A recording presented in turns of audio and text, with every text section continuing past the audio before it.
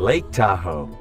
You may have seen it from the shore, but until you've gone scuba diving here, you've only scratched the surface. Everybody's seen Lake Tahoe, but to really get to know it, it helps to interact with it on a different level. And that's why today, I've got my buddy Chuck Weber here from the Tahoe Dive Center. Come on in, buddy. How are you? How you doing? You gonna do a little dive today?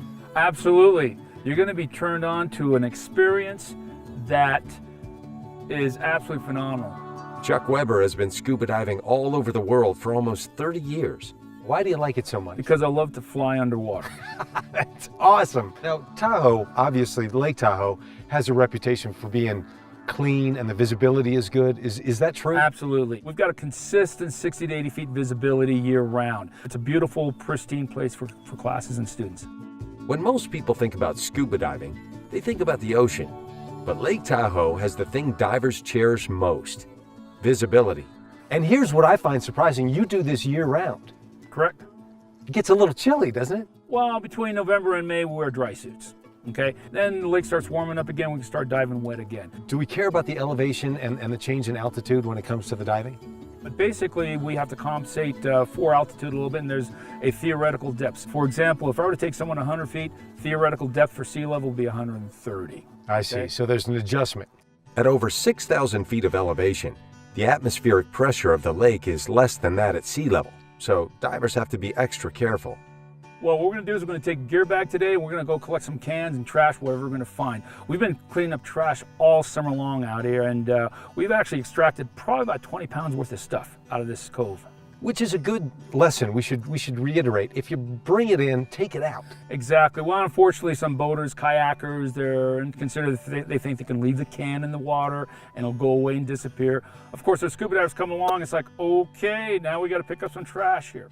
I'm a man on a mission, ready to immerse myself into the mysteries of North America's second deepest lake. I'm going to have you put on this BCD. We're going to go through a little orientation on it. BCD stands for Buoyancy Compensating Device. So here's what happens. We're putting a 7mm suit on you.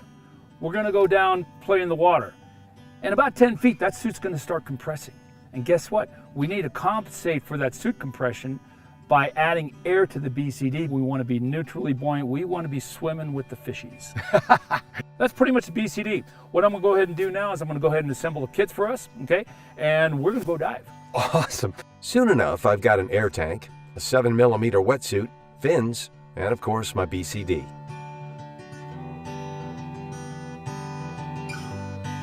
Once we get in the water, all my gear suddenly gets very light. And the only thing broader than the 12-mile wide lake is my smile. All right, one last look at the beach. Goodbye, everybody. We're going under.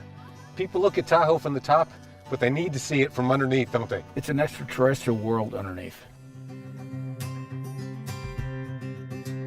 Once we're under, I can immediately see why diving in Lake Tahoe is so popular. We stop off at some markers that are spaced 10 feet apart. I can see to the 6, which means 60 feet visibility. And unlike the Caribbean, this water's shark-free. But we're not the only ones out swimming today. The place is teeming with crawfish. This sunken barge is probably almost 200 years old. You can tell by the square nails. One of my favorite moments is swimming through a surreal tunnel made of granite rocks. Chuck's right, it's just like flying.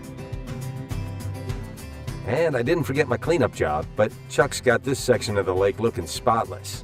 Well, almost. I mean, I did pick up this soda tab.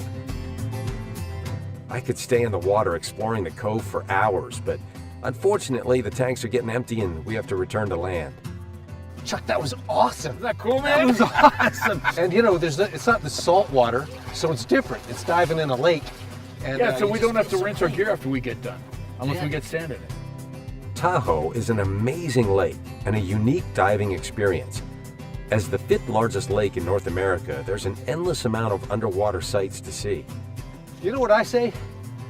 If you've never dove Lake Tahoe, put it on your bucket list. Exactly. And if you've done it, do it again. Exactly.